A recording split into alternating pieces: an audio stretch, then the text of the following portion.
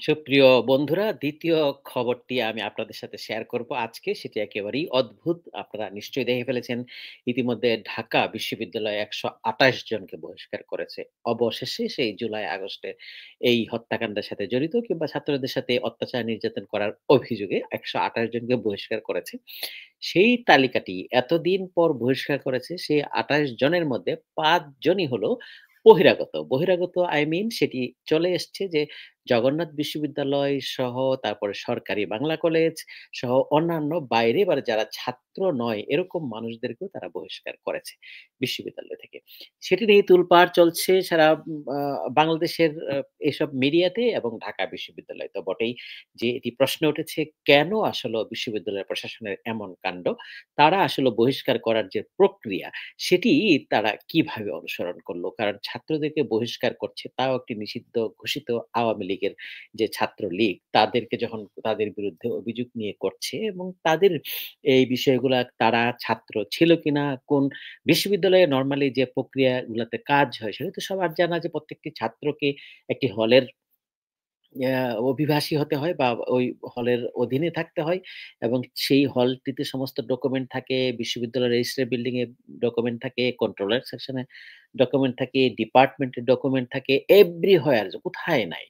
সেই সমস্ত বিষয়গুলাতে তারা যতগুলো কনসার্ন অফিস থাকে তাদের সব জায়গা থেকে ক্লিয়ারেন্স নিবে, সেই বিষয়গুলো খুব ঠিকঠাকভাবে জানবে। তারপরে না তারা বহিষ্কার প্রক্রিয়াতে যাবে এবং সেটি না করে যারা বিশ্ববিদ্যালয়ের ছাত্র নয়, অর্থাৎ জগন্নাথ বিশ্ববিদ্যালয়ের ছাত্র এবং আমরা দেখলাম যে সরকারি বাংলা কলেজের ছাত্র এবং আরো বাইরের যারা সেই একেবারে সেই উপজেলা পর্যায়ের ছাত্র লীগের বা যুবলীগের নেতা কর্মী সেরকম ৫ জনকে তারা বহিষ্কার করছে। এটা কি অদ্ভুত আমি চিন্তাই করতে পারছি না। কারণ আমি বিশ্ববিদ্যালয় অঙ্গনের একজন মানুষ হিসাবে আমার কাছে অবাক লাগছে। এখন এই অন্তর্বর্তীকালীন সরকারের সময় যে সমস্ত প্রশাসনে যাদেরকে দেয়া হয়েছে তারা নরমালি খুবই মানে দক্ষ হওয়ার কথা এবং তারা রাজনীতির ঊর্ধ্বে থেকে বিশ্ববিদ্যালয়কে ঠিকঠাকভাবে সুন্দরভাবে পরিচালনা করার চেষ্টা করবে। সেটাই তো স্বাভাবিক। কিন্তু তাদের সময়েও এই ঘটনাটি কেন ঘটলো? চলুন খবরটি আপনাদেরকে দেখাতে চাই, একটু পড়তে চাই। তারপরে আমরা না হয় এই ব্যাপারটিতে কথা বলি যে কেন এগুলো ঘটতে পারে আর পিছনে কি ধরনের কারণ থাকতে পারে। আমরা দেখছি ঢাকা বিশ্ববিদ্যালয়ের বহিষ্কৃতদের মধ্যে ৫ জনই বাইরের। জুলাই গণ অভ্যুত্থানে হামলায় জড়িত থাকায় ঢাকা বিশ্ববিদ্যালয় যাদের বহিষ্কার করেছে তাদের মধ্যে ৫ জনই এই শিক্ষা প্রতিষ্ঠানের শিক্ষার্থী নন। তাদের মধ্যে ২ জন জগন্নাথ বিশ্ববিদ্যালয় এবং ১ জন সরকারি বাংলা কলেজের শিক্ষার্থী আর ২ জনের নাম থাকলেও তারা কোনো শিক্ষা প্রতিষ্ঠানের শিক্ষার্থীর তালিকায় তার উল্লেখ নাই। জুলাই গণ অভ্যুত্থানে হামলা সংক্রান্ত তথ্যানুসন্ধান কমিটির প্রতিবেদনের আলোকে গতকাল সোমবার ঢাকা বিশ্ববিদ্যালয়ের সিন্ডিকেট সভা করে ১২৮ জনকে বহিষ্কার করার সিদ্ধান্ত নেয়। আজ মঙ্গলবার গণমাধ্যম কর্মীদের হাতে কমিটির প্রতিবেদন থাকা নামের তালিকাটি আসে। তালিকায় দেখা যায় ঢাকা বিশ্ববিদ্যালয়ের শিক্ষার্থী ছাড়া বাকি ৫ জন হলেন জগন্নাথ বিশ্ববিদ্যালয়ের নাট্যকলা বিভাগের শিক্ষার্থী ইব্রাহিম হুসাইন সানিম। তিনি জগন্নাথ বিশ্ববিদ্যালয় শাখা ছাত্রলীগের সহসভাপতি ও মার্কেটিং বিভাগের শিক্ষার্থী মাহমুদুল হাসান আকাশ ছাত্রলীগের সভাপতি এবং সরকারি বাংলা কলেজের শিক্ষার্থী আক্তার হোসেন রুমন, অন্য দুজন রুবেল খান পটুয়াখালী কুয়াকাটা উপজেলার ছাত্রলীগের পদপ্রত্যাশী এবং রিজভী আহমেদ খোকা বহিরাগত। আর ১১৯ নম্বর ঘরটি ফাঁকা, সেখানে কোনো তথ্য নেই। জগন্নাথ বিশ্ববিদ্যালয়ের শিক্ষার্থীরা বলেন যে দুজনকে বহিষ্কার করা হয়েছে তারা হামলার সঙ্গে জড়িত ছিলেন। ইব্রাহিম হোসেন ঢাকা বিশ্ববিদ্যালয়ে নারী শিক্ষার্থীদের উপর হামলা করেছেন, কিন্তু তার বহিষ্কার ঢাকা বিশ্ববিদ্যালয় কেন করবে তা কিভাবেই করে সেই প্রশ্ন তাদের। আচ্ছা, এটি নিয়ে আরো খবরটি লম্বা। এটি আমি আর বাকিটা পড়তে চাচ্ছি না। আপনারা নিশ্চয়ই এটি পড়বেন বা ইতিমধ্যে পড়েছেন আমার ধারণা। সেটি নিয়ে সবার হয়তো প্রশ্ন করবে। একটি হলো যে সিন্ডিকেট সেটি হলো একেবারে সর্বোচ্চ নীতি নির্ধারণী ফোরাম। ওই জায়গাটা সিদ্ধান্ত হবে তাদেরকে বহিষ্কার করা হবে কি হবে না।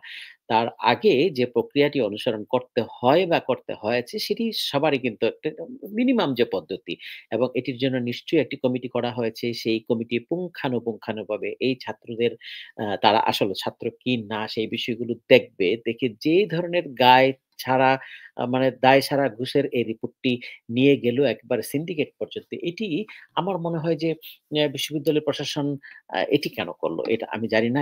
এটার আগামাথা আমি বুঝতেছি না। কারণ এটার পিছনে কি এমনও থাকতে পারে যে এখন যে সমস্ত ও মানে একাডেমিশিয়ানদেরকে দেওয়া হয়েছে। ডেফিনিটলি নিঃসন্দেহে ঢাকা বিশ্ববিদ্যালয়ে যিনি ভিসি হয়েছেন প্রফেসর নিয়াজ আহমেদ স্যার উনি অত্যন্ত মানে বড় মাপের একাডেমিশিয়ান তাতে কোনো সন্দেহ নাই এবং কিন্তু উনি কখনো প্রশাসক ছিলেন না। ওটি একটি এবং উনাকে এখন যারা সহযোগিতা করছে তার মধ্যে অনেকেই হয়তো রাজনীতি কিংবা প্রশাসনের অভিজ্ঞতা ছিল না। কারণ মেক্সিমামই তারা কাজ করছে হলো একাডেমিশিয়ান থেকে এসছে সরাসরি। আর নরমালি বিশ্ববিদ্যালয় পর্যায়ে যে সমস্ত একাডেমিকরা থাকেন, তারা সাধারণত এই যে রাজনীতি বা প্রশাসনিক দিকগুলাতে খুব বেশি একটি সম্পৃক্ত থাকে না। সেই কারণে হয়তো একটি পদ্ধতিগত ভুল হতে পারে।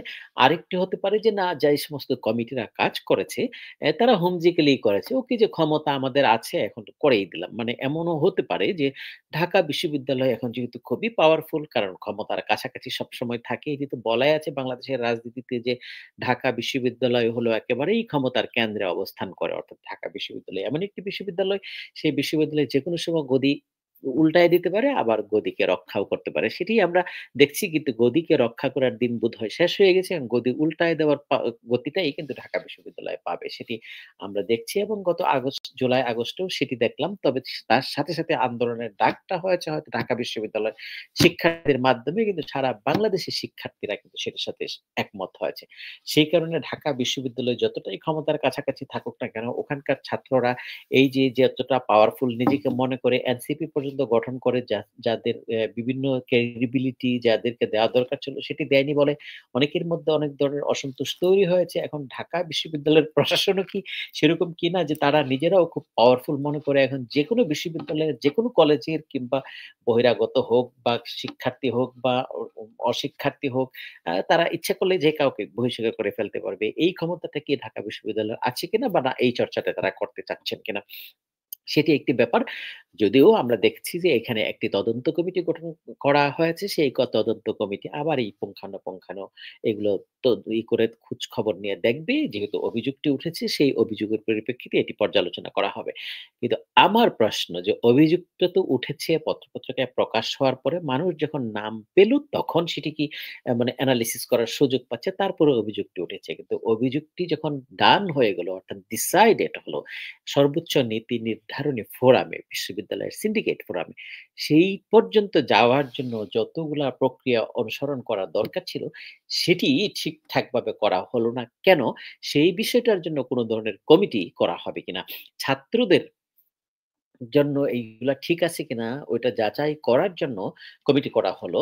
That's fine. কিন্তু যারা এই কমিটির জন্য কাজ করলো এরকম একটা ভুল রিপোর্ট সিন্ডিকেটে উপস্থাপন করে তাদের বহিষ্কার করে সারা বাংলাদেশের পত্র-পত্রিকায় খবর হলো এবং তোলপাড় তারা এই বিষয়ে করলো। তারপরে তাদের যারা কাজের সাথে সম্পৃক্ত ছিল তাদের ব্যাপারগুলা খতিয়ে দেখা হবে কিনা? এই জায়গাটায় কি কোনো ষড়যন্ত্র রয়েছে কিনা যে বিশ্ববিদ্যালয় প্রশাসনকে আ বিতর্কিত করার জন্য সেটি করা হয়েছে কিনা? নাকি পদ্ধতিগত ভুল। যাই হোক সেই বিষয়টাকে বের করাটাই বোধহয় জরুরি। কিন্তু কে ছাত্র, কে ছাত্র নয় সেটাকে বের করে তো আর কোন লাভ নেই। এখন বলা হচ্ছে যে তাদেরকে মানে সংশ্লিষ্ট ইউনিভার্সিটিকে জানানো হবে যে তারা এখানে জড়িত ছিল। সেটা সেই বিশ্ববিদ্যালয়গুলোর এখতিয়ার যে তারা বহিষ্কার করবে কি করবে না। যদিও আমরা আজকে দেখছি যে বিভিন্ন বিশ্ববিদ্যালয় এই কিন্তু বহিষ্কার কার্যক্রমে নেমে পড়েছে।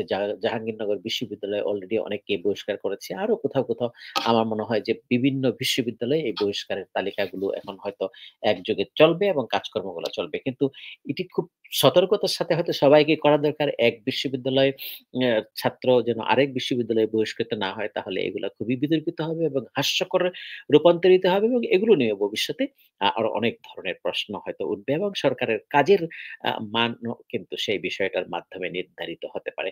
আমি জানি না আপনাদের কাছে কেমন লাগলো এই খবরটি কিন্তু আমার কাছে অদ্ভুতই লেগেছে যে এরকম একটি পর্যায়ে আ এই খবরটি আসবে সেটির জন্য আসলেও নিজেকে প্রস্তুত রাখিনি। তাও বিশ্ববিদ্যালয়ের থেকে এই খবরটি এসছে।